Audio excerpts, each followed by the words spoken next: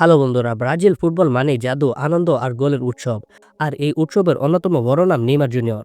আজকের ভিডিওতে আমরা জানবো ব্রাজিল দলে নেইমারের অবদান, তার অভিজ্ঞতা আর কেন কোচ কার্লো আনচেলত্তি তাকে দলে চাইছেন। নেইমার ব্রাজিলের জার্সি গায়ে নাম লিখিয়েছেন বিশ্বের অন্যতম সেরা ফরোয়ার্ড হিসেবে। জাতীয় দলের হয়ে তিনি ৭০টিরও বেশি গোল করেছেন এবং পেলে ও রোনালদোর মতো কিংবদন্তিদের পাশে তার নাম লিখিয়েছেন।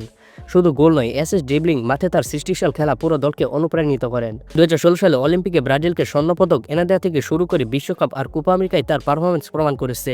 নেইমার শুধু একজন খেলোয়াড় নন, বরং একজন গেম চেঞ্জার।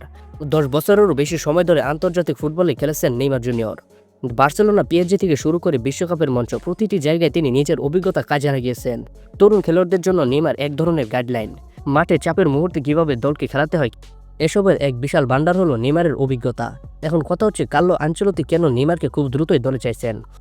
কার্লো আনচেলত্তি জানেন ব্রাজিলে হেক্সা মিশন সফল করতে অভিজ্ঞতা আর সৃজনশীলতার মিশ্রণ দরকার। ভিনিসিয়াস জুনিয়র, রদ্রিগো এবং মার্টিনেলির মতো তরুণ তারকারা আছেন, কিন্তু তাদের নেতৃত্ব দিতে একজন অভিজ্ঞতার প্রয়োজন। আর সেই জায়গায় নেইমারের মতো একজন খেলোয়াড়ই যথেষ্ট।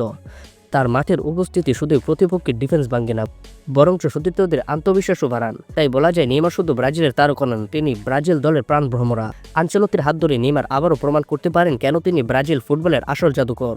তো আজকের ভিডিও এই পর্যন্তই। আপনার মতে নেইমার কি কার্লো আনচেলত্তির হাত ধরে ২০২৬ বিশ্বকাপ জিতে পারবে কিনা জানিয়ে দিন কমেন্ট বক্সে। এবং আপনারা যদি আমাদের চ্যানেলটিকে সাবস্ক্রাইব করে না থাকেন তাহলে এখনই সাবস্ক্রাইব করে দিন এবং ভিডিওতে লাইক করে দিবেন।